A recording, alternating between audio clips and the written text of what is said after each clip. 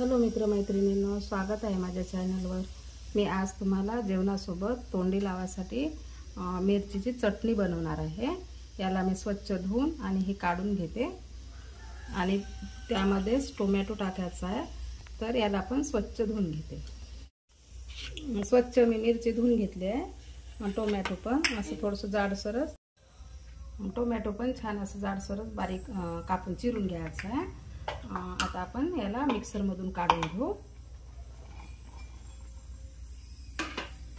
Tomato पण याच्यातच add करायचं आहे आणि एक गड्डी लसणाची आहे आणि लसण असे सोलून नाही घ्यायचं आहे, असंच घ्यायचं आहे खोकल्यावरले।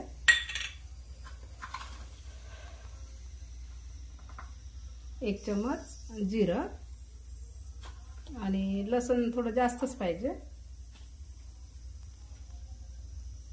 आणि सांबार बऱ्यापैकी ऍड करायचं आहे, छान टेस्ट येते याच्याने।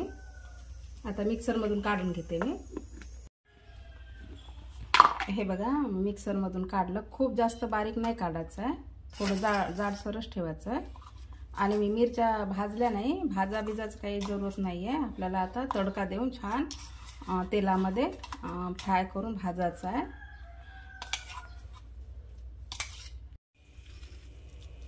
असं लसणाचं छान असं फ्लेवर खूप सुंदर येते आणि टोमॅटो टाकायचा, आंबटपणा येते याच्याने।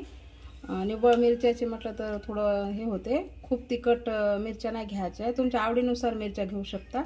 आपण याला छान फ्राय करायचं आहे ना तेलामध्ये। खूप वेळा तेल तापायला ठेवलं आहे आपण। यामध्ये ते तापलं पण यामध्ये डायरेक्ट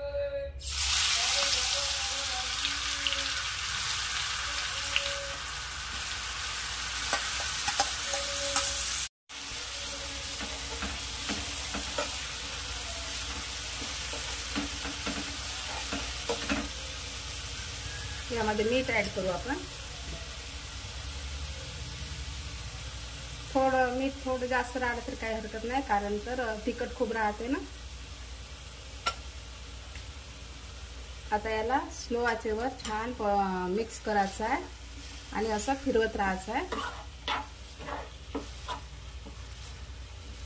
ठेचा बनवण्याची, चटणी बनवण्याची वेगवेगळी पद्धत आहे। हे अशा पद्धतीने नक्की ट्राय करसाल तुम्ही, खूप छान टेस्टी वाटते अशी चटणी। आता याला बऱ्याचपैकी छान भाजून घ्यायचं आहे तेलामध्ये।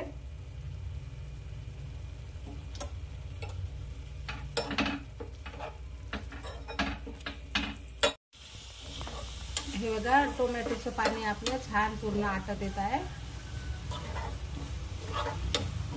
सुकी चटणी, एकदम सुकी नाही, एकदम पाणी पण राहत नाही याचं टोमॅटोचं। छान असं हलवत राहायचं आहे, मिक्स करायचं।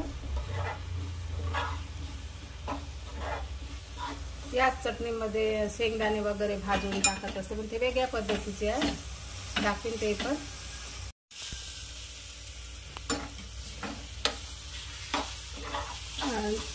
झटपट होणारी आपली चटणी आहे।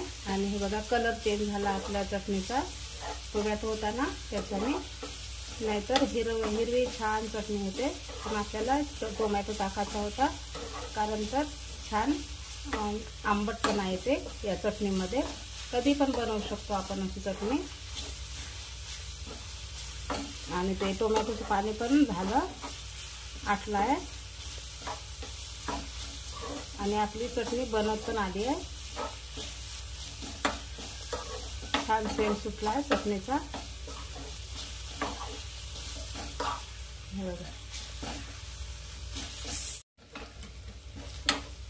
भाकरी सोबत म्हणजे आपल्या जेवणासोबत आपण याला तोंडी लावू शकतो। छान झाले। आता मी गॅस बंद करते।